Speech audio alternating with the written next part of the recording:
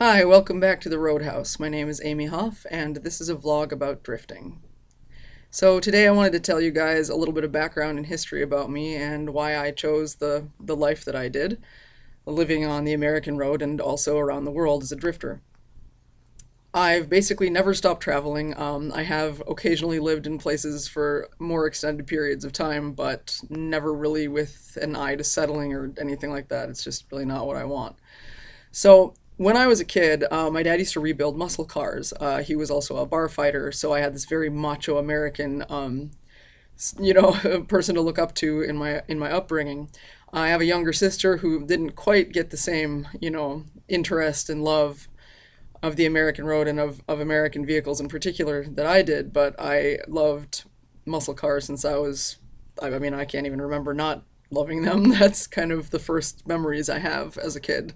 My dad driving me around in various different vehicles that he was working on. So that's kind of what inspired me to go and live on the American road and really explore the country.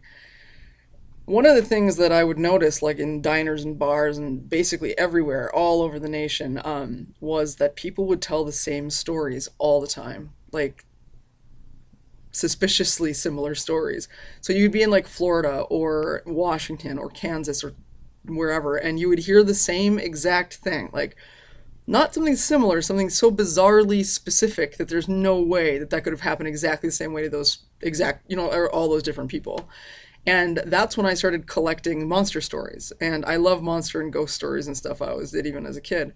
But after I started traveling and noticing this pattern, I got very interested in studying it, and until I don't know, it wasn't for quite a few years before or until I figured out that these were urban legends, and that was something that really intrigued me, and it still does. Like, I'm very interested in the way that stories are told and the way that they're transmitted in places like America, which has a lot of internal movement. Like, people, go from state to state a lot. We do travel in our cars quite a bit, but we don't have the same kind of transport that other parts of the world do.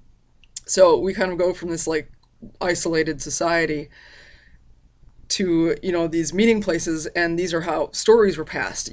Before we really had the internet and the kinds of communications that we have today. But it's really, really fascinating to see not only how the stories travel, but which stories travel and which ones become the most told. And often they're morality tales and sort of warnings about not, endangering yourself unnecessarily, but they're still urban legends, so they're rumors. They don't usually have any truth to them.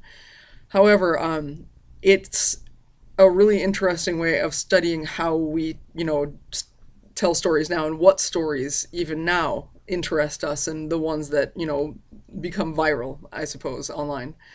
But back then, I mean, this is like 20 years ago and more, like, no one had that. So encountering the same stories in all these different places was really surprising. And that's kind of, that's how I ended up deciding to go to school and become a folklorist, which is what I do now.